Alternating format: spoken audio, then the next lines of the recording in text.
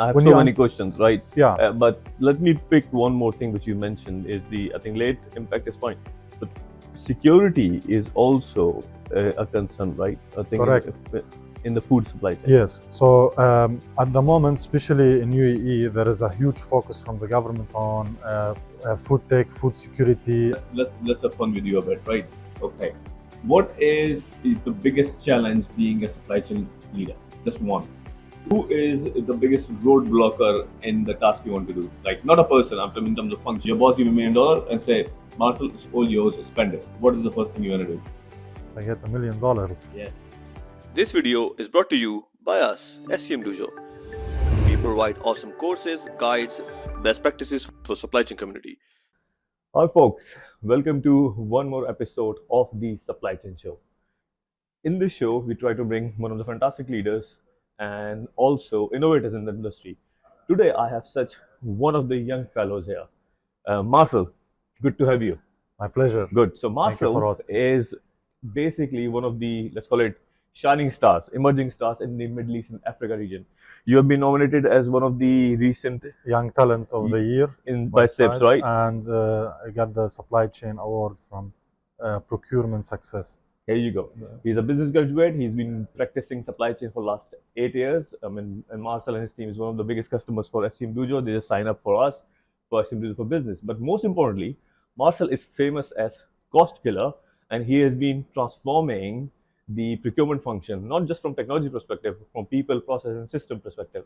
Marsel is the head of supply chain for Tasha's Group, which is a big restaurant chain. Actually, let's start with that, right, Marsel? Explain about what you do, what your business group does, basically. So I work as mentioned, head of supply chain at Tasha's Group. We're one of the leading hospitality groups in the region, and extending to Europe in the next couple of months. We are more of a quality-oriented group where we care about getting the most high-quality ingredient products from different parts of the world, which makes the supply chain task challenging a bit, doing import from different regions, dealing with the supply chain challenges, and yeah. So with the what I want to discuss with them, Marsel, is let's call it a transform. F&B industry is changing, especially in the Middle East and Africa region, right? It's one of the biggest growing industry because it's hospitality, and we talk about Saudi and UAE, right? So I want to come back to the technology part and people part, but what I want to discuss first is what are the key challenges is F&B industry in the region, most importantly. So what do you think? What are the top 3 challenges? The top 3 challenges, one is the adaptability to technological change, because now the F&B, you can't do it in the classical way as it used to be before COVID and before all these challenges that came across. Now it's very difficult to achieve the bottom line. Okay. And I believe that the supply chain teams have one of the biggest roles in maximizing your bottom line through getting the best deals, consistent supply, maintaining the high quality of products and ingredients that leak into the operations flowing from the supply chain, right. Increasing the controls so you can minimize all the waste, can utilize your product to the maximum usage, and plus getting the best prices and the best deals from the suppliers, and minimizing your logistics costs through many different methods, and using tech in analyzing and understanding your data for better decision making and increasing efficiency by automating processes so you minimize your human intervention in the process. So I think you mentioned 2 things. First is the cost part, right? And the second is the processes, efficiency, and controls. And controls in terms of cost plus compliance as well. Because right now I hear in this region you cannot be in F&B sector unless you do the compliance part of the government regulation. Correct. And I think supply chain has a big part to play in it. Give me one example. So the first role, it starts when you do the import. All the products must be complied. You have to register them in the legal authorities, either it's in UAE, in KSA, in different governmental entities. then you have to establish a stable supply chain channel. Yeah. So you get a consistent product. In F&B, there are a lot of not uncontrollable, but it's difficult to control variables, especially when it comes to fresh produce. Yes, yes, So yes. if you do seafood or beef, let's take an example of, I always say sea bass, Yeah. because it's one of the challenging products. It comes from different regions. It can come from Turkey, from Greece, from Canary Islands, from Atlantic Ocean, Indian Ocean. And this product has different texture, different size, Yeah. different taste profile. Yeah. So you have to assure that you are getting the product with the quality and specs that you are paying for, because Right. that's important to deliver the same consistent experience to your end consumer. Yeah. That builds a better brand Yeah. positioning. So you standardize your product, Yeah. and then you assure you don't run out of stock, and that's the one Yeah. of the that's the second biggest challenge, Yeah. because there is a lot of seasonality factors. Recently, a lot of countries, they go into strike, or they have limitation in the labor number, or the labor size, or many factories or farmers or farms, they shut down because of high raw material costs. They can't afford the rent. So Yeah. you have to be always on top of your work. You have to analyze and study the markets, read the news, see if, anticipate if there is any But upcoming challenge. challenges. And as I always say, in F&B supply chain or hospitality, we have a privilege that we don't get impacted first in the economical cycle. So if we get a news that, let's say, there is a price increase of fuel, that will impact Us the factories 15 after months down the line, right? exactly. So So you yeah, have 2 months a down the line. provision of 2 to 3 months Yeah. every year. Or if there is a news that a particular crops, like we had an issue with lately, all the tomato crops in Spain and Italy, Right. and all the derivatives from that product will Yeah. have an increase of 30 to 40%, Wow. because the season crops harvest size was almost 50% below Right. the average Right. year to date, if we compare like for like. Yeah. There was, I think, almost 10% increase in labor cost. Wow.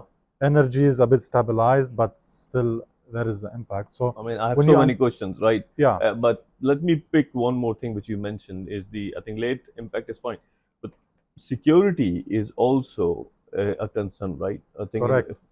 in the food supply chain. Yes. So at the moment, especially in UAE, there is a huge focus from the government on food tech, food security, growing all these hydroponics, poultry farms, beef farms. So now you have a chance, or you can start navigating local options, because it's Right. always good to, as much as possible, localize your supply chain food. supply chain in terms of food, because first you reduce the carbon footprint, you eliminate or reduce the risk of logistics challenges, stuck in clearance, the vessel didn't depart from the specific region,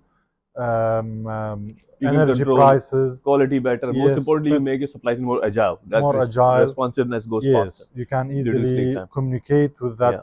with the business owners or the management of that Right. particular establishment. You can visit them frequently.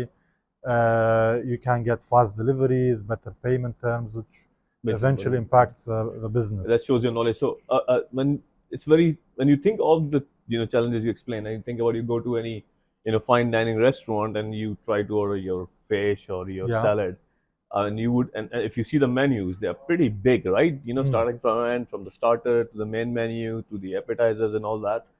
And managing that supply chain looks easy, but if you think from where you're coming from, which you are managing, it's very, very complicated stuff, especially if you think from the BOM perspective, the top line item and the component which goes in it is incredible. So now I think we should move the main topic of the episode, which is the transformation. So considering the 3 or 4 challenges you mentioned on the tech side, process side, control side, and the security and compliance, let's look. So how are the modern, let's call it F&B businesses, are going to adopt, what is the transformation change needed, right?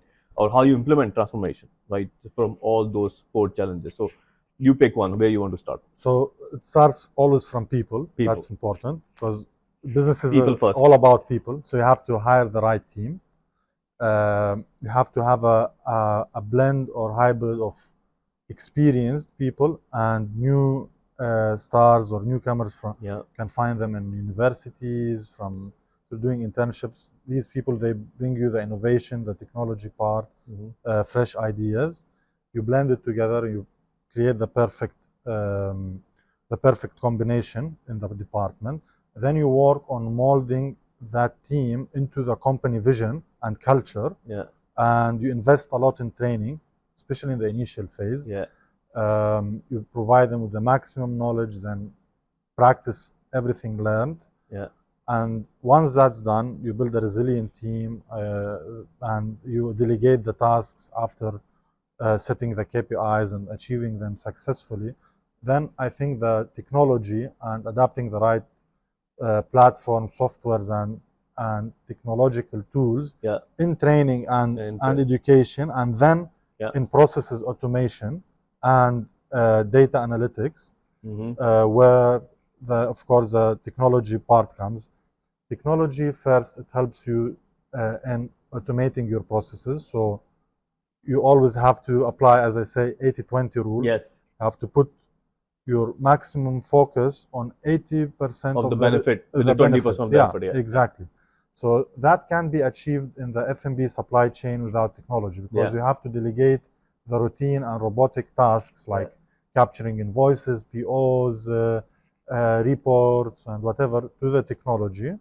And then you utilize the data outputs out of these technological tools, and you analyze them in the company favor. You get your sales mix, menu engineering, waste analysis, your costings. You see what are your top sales with high cost, low sales with low cost. And based on that, you engineer your menu. You see where are the opportunities to improve. What are the products that are running fast and they're maximizing your profits. So you build your ingredients around them, so you can circulate and have the maximum utilization of your products. You use this word, engineer your menus, right? Very interesting word, because when I was, again, I never worked in F&B supply chain, but I'm very fascinated, of course. But when we used to work in, I used to work in, electronic components, aerospace, hydraulics, and we were almost, supply chain or procurement team was almost like an afterthought. So all the R&D team come up with the new innovation of whatever, and then they used to say, go and find me a supplier, right? Then they used to consider the availability or design, or at times we used to co-develop with the supplier. So the point I'm making is following. So when you say in menu engineering, how much of the input you have? So I think in F&B business and hospitality, the supply chain, especially post-COVID, got a bigger role, and they are more engaging in the operational process from day one. Because whenever there is an innovation happens, you have to advise or recommend to the operational team, if it's the contracting team or culinary team or beverage team, with a stable products list. Because sometimes you want to develop something, but you might not find the product in you might not get this product in a consistent supply, or it's difficult to source it, or it might cause an issue, or it has a high price fluctuation and high volatility. So this comes first from the supply chain. You have to advise the teams if these items are workable and they're consistent and stable in the long run. Then once the team start building their menus, you have to cost them. You have to see if it's profitable or not, and if it can be at the end, the F&B business, it's a business. You have to achieve the top line and the bottom line. Otherwise, that's why most of the restaurants, maybe you've seen a study, 60% they close in the first year. Yes, it's fascinating. And up to 85% they close after 5 years. 5 years, And the biggest reason is they don't look into their costs, and they don't look into the bottom line. So they say, okay, it's only about experience and delivering good food, but you have to look at the back end, which is, I think it's one of the biggest elements that needs to be focused on.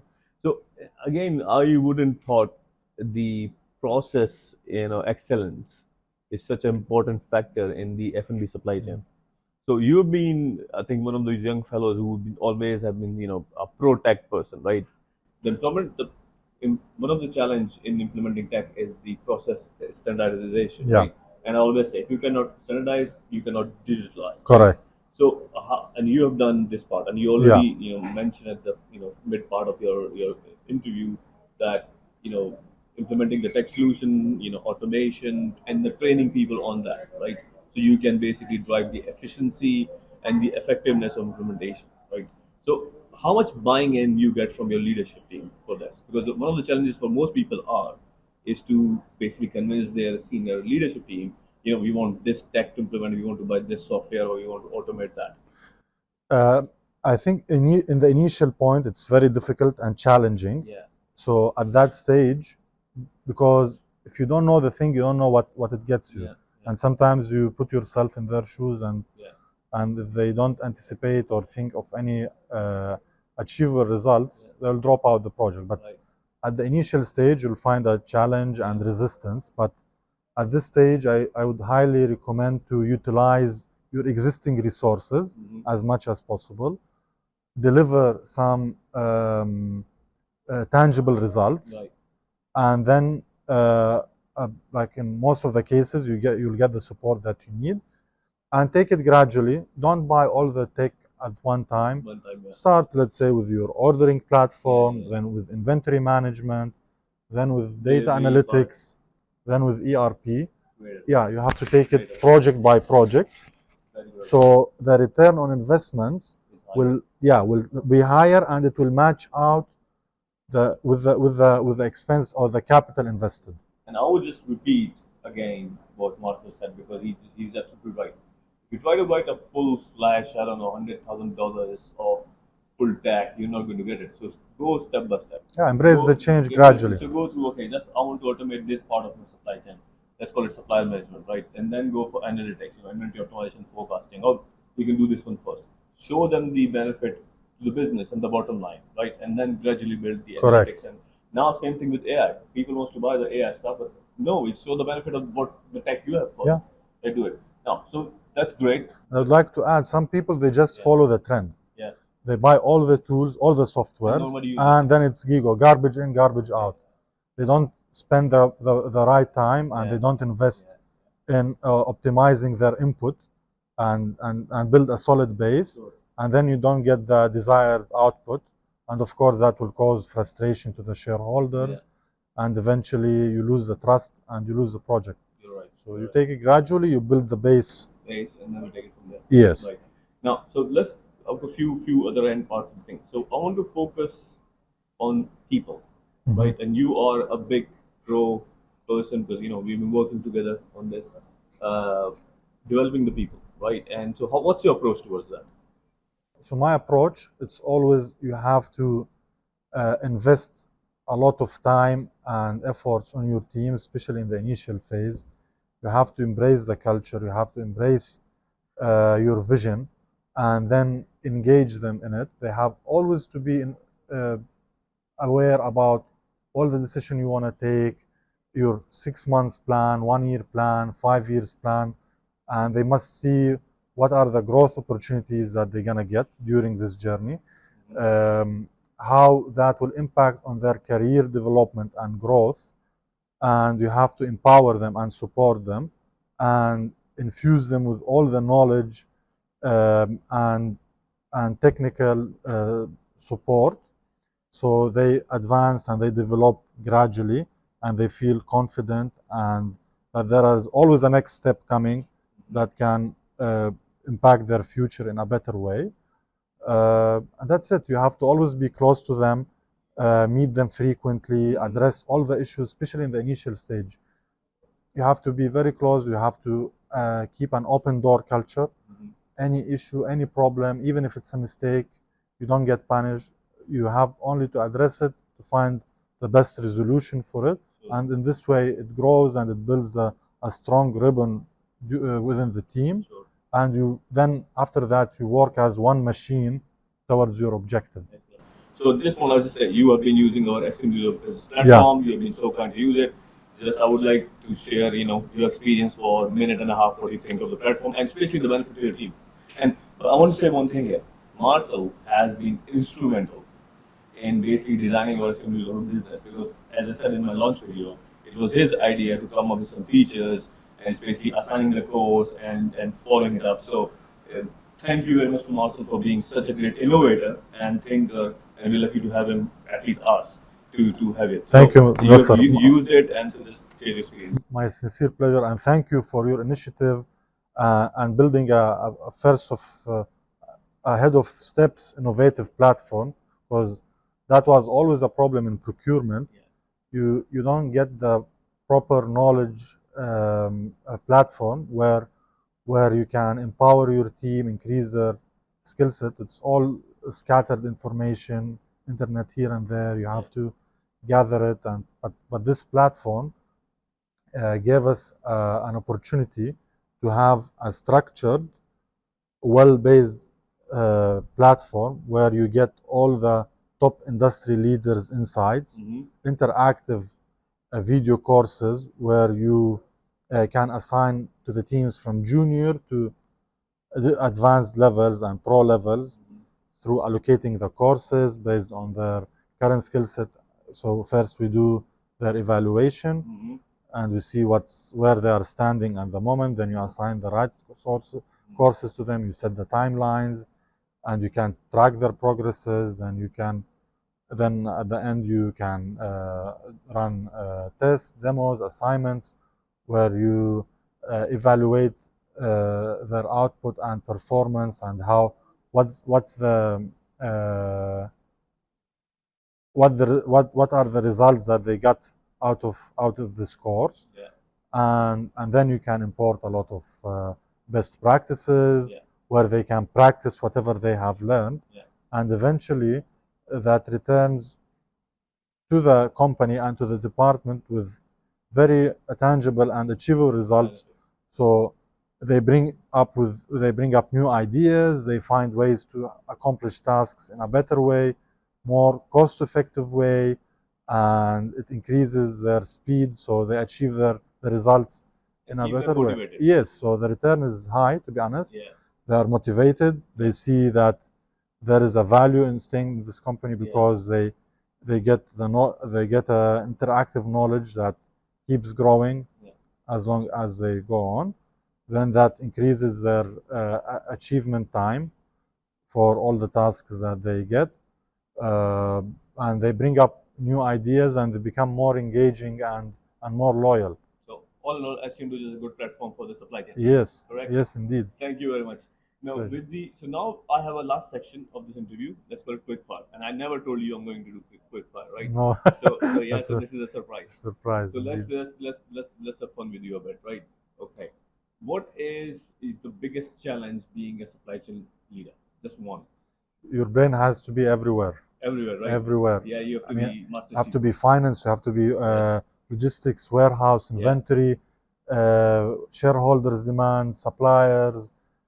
Finance asking for payment extensions, the operation is not satisfied with the products anymore, we get a delay, the contractor team, they need their so you have to have open heart personality. You have always to be risk tolerant. You need to increase your stress threshold. So go to gym, punch some. Yes, this is the first thing I do in the morning. You release all the. Now that's great. Second one, okay. Okay. Let me give you example. No, I don't want to give you example. Okay, who is the biggest roadblocker in the task you want to do? Like not a person. I'm talking in terms of function. Yeah. I think it's more of circumstances, uncertainty. Okay. Yeah. Right. If you go deep, this is a lot of uncertainty. And then you have to combat that. Okay, cool. Okay, let's assume you got $1 million, right? Okay, and your boss give you $1 million and say, Marsel, it's all yours, spend it. What is the first thing you want to do? No limitation. I get $1 million. Yes. You can run away as well. I need to make it $10 million. Oh, So I'll find a way how to make business. it a $10 million Business. through some amount will go to Right. procurement, digital transformation, maximizing your profitability Right. through various methods, investing in your teams, Right. in the personal development and career development. Right. I mean, Master, you are a very impressive young fellow. You are really, your knowledge is evident in last, 25 minutes we are talking about, and you are a very well-rounded supply chain leader. Thank you. I'm so Right. honored to hear this No. from Because you, I especially. honestly, I mean it. I wouldn't say it if I don't mean it. Because as I say, to become a good supply chain leader, you need three things, right? You have to have a supply chain competency, which Marcel has demonstrated in his knowledge. Cost reduction, operation efficiency, tech implementation, and also you have to have emotional skills, which he answered that because you're going to get so much uncertainty and so much, let's call it, stakeholders. Unless you have this emotional intelligence, you won't be able to do it. And the third one is understanding the importance of the technology and know which technology applies where and implement it so you see the benefit. So you demonstrate all three. Now, it's not an interview, but I just want to see with someone like you, what would you want to do, right? In next let's go. What do you think? This is the best highlight. This is where Marcel, I'm going to be happy. If I achieve this, I'm going to be happy.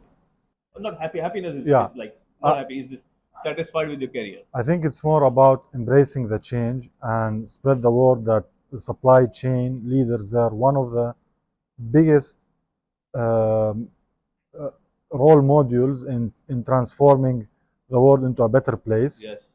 It starts from sustainability, Yeah. because you deliver, everything comes through supply chain. Yeah. So, and you need to encourage more people to enter into this domain, Yes. because I think it was undermined, and now since COVID, I think we got the privilege where it starts evolving, and all the departments and company owners, they understood the importance of having a solid and competent supply chain team. Yeah. So yeah, spread the word, embrace the change. Thank you, Ahmed. Master. You have been absolute gem, Sincere my pleasure. friend, right? Thank you And so I wish much. you all the best, and I thank you very much for coming on the show. Same wise. Thank you for sharing knowledge. Thank you for being awesome, right? So, guys, if you want to get inspired, you got Marsel, right? So, people can find you on LinkedIn, right? Yeah. And I will, in the description of this video, I will share the LinkedIn profile for Marsel. So please go and follow him, right? He's one of the emerging leaders, and I see big things coming from Marsel. Thank you so much. Thank My you for pleasure. watching, and I'll talk to you guys soon. Cheers. Bye.